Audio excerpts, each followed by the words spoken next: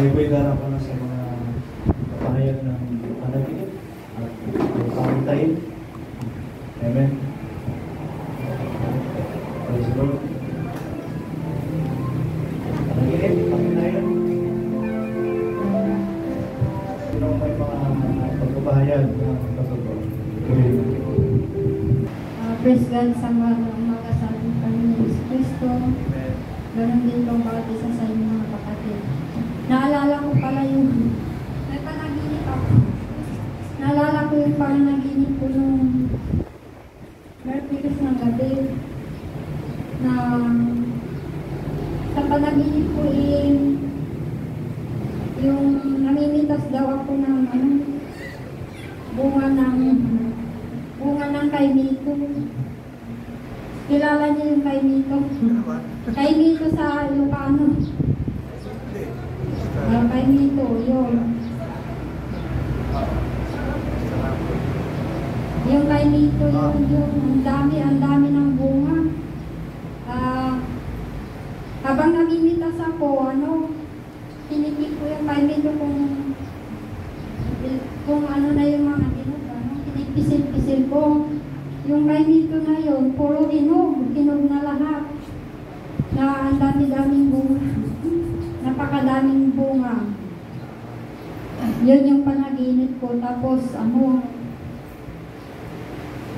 panaginip, palagi ko nga papanaginipan na ang dami ko daw pera. Sabi ko, kailan kaya akong magkakaroon ng madaming pera? Sabi ko ganun.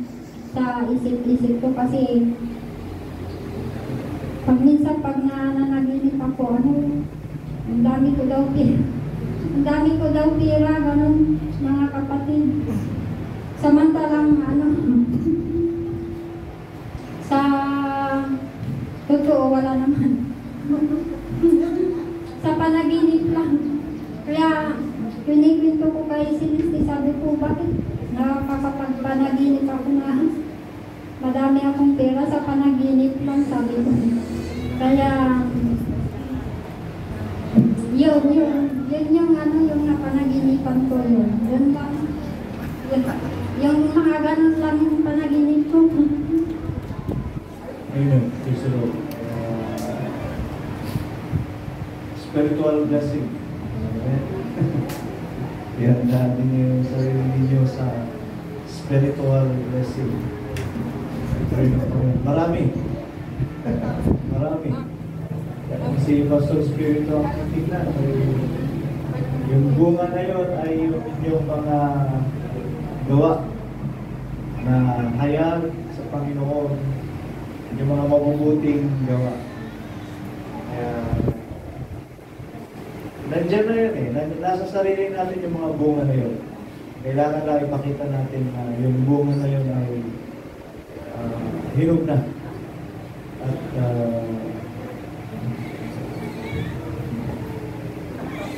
hayag. Sa test, may panaginip.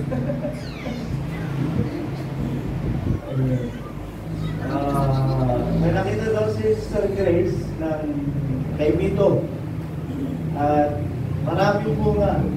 At halos lahat ng bunga ay hinog na.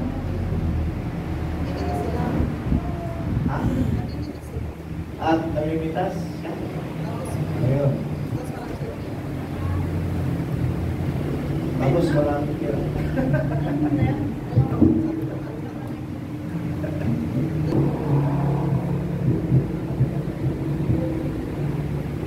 Ang Panginoon mga kapatid, magandang umaga sa Kanya at sa ating lahat po. Ang nang gano'n, yung maraming bunga, andyan ang pagpapala ng Panginoon mga kapatid sa ating lahat. Kahit na sabihin natin naghihirap tayo ngayon, pero nandiyan yung nakalaan na pagpapala ng Panginoon. Mamimitas na lang tayo. Ibig sabihin, kailangan din natin magpagod bago natin makain yun. Diba?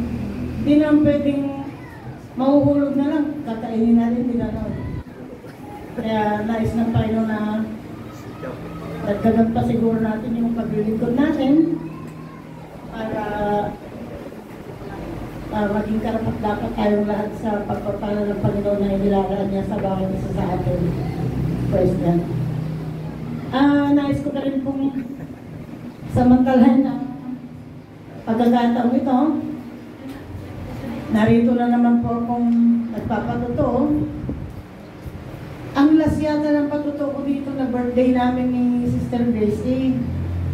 High school pa lang siya.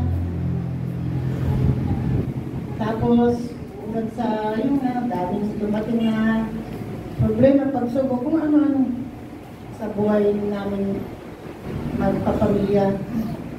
Hanggang sa ngayon lang po ulit. Salamat sa Panginoon dahil dinagdagan pa rin ng Panginoon ang edad naming dalawa. Nanganak po kasi ako kay Sister Grace. Birthday ko po alas 12 ng tanghali. Kaya sabay na sabay kami.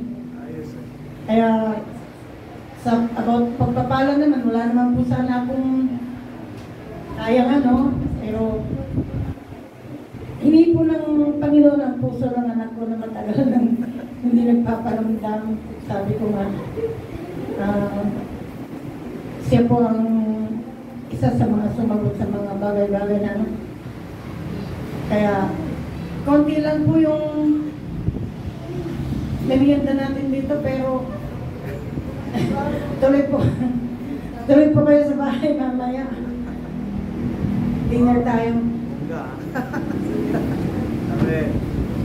Kaya, salamat po sa Panginoon sa pagpapala. At sa totoo lang po, ayaw ko sana. Sabi ko, pirahin na lang, sabi niya. Ayaw niyo yun, first time lang naman sa buhay niyo mangyari. Totoo po yun. Dahil mula nung nag-asawa po ako, nagkaroon ng responsibilidad sa buhay, hindi ko na po pinapansin yung sarili ko kasi gano'n talaga sa anak na lahat. Kaya kahit na handa sa birthday, parang meron din, pero ano lang, konting-konti lang gano'n. Pero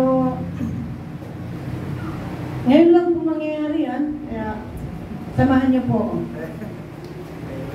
Praise God. Salamat po sa Panginoon.